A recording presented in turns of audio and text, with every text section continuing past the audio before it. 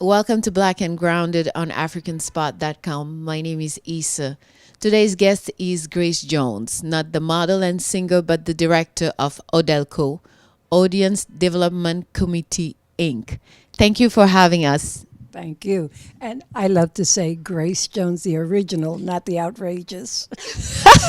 Okay, can you tell us how AUDELCO came to be? Well, in 1973, Vivian Robinson, who was our visionary and founder, worked for the Amsterdam News, and she used to attend theaters all over, specifically off-Broadway theater. And she and 4 or 5 of her friends would get together, and they would sort of critique what they had seen, and then they decided, wow, we'd like to honor the wonderful, particularly black or people of color, and that's how Adelco came about. So they got together and picked a date, which was November 19th, and it was Vivian's birthday. Okay, because they had been working as a little social group, and that was the very first Adelco affair. And it was, I think they had about 5 honorees and 3 very special people who got outstanding awards. And now here we are, 41 years later, come Monday. We will be doing at least 19 to 20 awards and about 7 honorees. We are often called the Black Tonys, only because if you've ever attended the Tony Awards, over the years you've had 1, 2, or maybe none who received an award. So that's the other reason that, provoked them to do the Adulcos, to honor excellence in black theater. So, as I said, they're actors, Broadway, off-Broadway film. I mean, outstanding performers, but no one really acknowledged them. So one of our members, Mary B. Davis, would say, Adulco honored those that what others ignored, we applaud. So tell me a bit about the audience, because sometimes we complain in the black community that we're not recognized, but does also the black audience follow those actors? Yeah. Well, again, we work doubly hard to see to. That's how we came about too, to help fill seats. That's why it's called Audience Development Committee. We go out maybe. Sometimes it'd be 5 at a time, 2 at a time, 10. We've done as many as 75 people in a group to go to the theater to really, it all, when you have a prominent star like Denzel Washington who came through the Adelco Awards, people will follow, So that's it. Our Debbie Allen, if you recall, when she was a youngster, and now you see her on, I think, Grey's Anatomy. So we are very, very proud of how the actors grow from the beginning until now they're international stars. And also like Sam Jackson, he has a wonderful commercial out. Well, he's been with Adelco almost from the beginning. So are they coming back sometimes? Well, yes, as a matter of fact, I mentioned Samuel Jackson. He was our co-chair last year. Hattie Winston and Harold Wheeler. Harold Wheeler he's such a love, and we see him on Dancing with the Stars, He's the musical director. As I mentioned, Kerry Washington, she's the name of the hour, with Scandal. Yes, yes. So we're very, very proud of the young people, and Kerry became our very first Adelco rising star. That was in 1990. She was a teenager. And I remember your rising star last year was Siddiqui, wasn't it? Oh, Siddiqui Pafoni. Oh, what a wonderful young man. In fact, he's in a production now. Once they get rolling, they don't stop. We know that it's hard to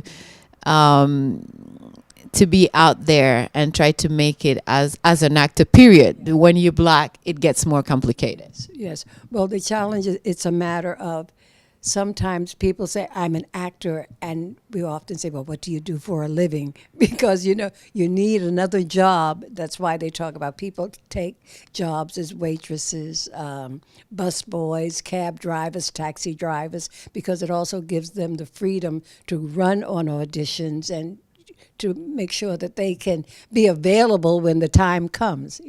What are the qualities you've seen over the years that help those stars that you spoke earlier about? What helped them get to the top? Determination and not letting a negative be to knock you out of the ballpark, because you have to. The first thing you learn as a youngster in show business, how to accept rejection. You have to have a strong spine. Tell me about these upcoming awards. I think it's in a few days, Monday. Well, let's see. We have awards in lighting design. Oh my God! If you at the Public Theater, I'll never forget. We went to see. As a matter of fact, being honored this year. What is it? Wild with Happy with Coleman Domingo. I don't know if you're familiar with his name. Did you see the butler? Anyway, he was the very staunch butler who came out and brought Forrest, what was his name, Forrest Whitaker, to sit and wait to be interviewed. He had that. Well, that's Coleman Domingo, and people probably saw him in the Scottsboro Boys. As a matter of fact, he's in London now doing that. The Scottsboro Boys. We also have, oh golly, Chuck Cooper. If you saw the choir boy, now absolutely fantastic. I mean, this year and every year practically, the competition is, and it's not competition. They do the work for the love of it and the pay, but it's so strong because we have such outstanding actors. I used to figure, how in the world can you decide who's going to get the award? And you'd like to tie, triple tie, do whatever to acknowledge.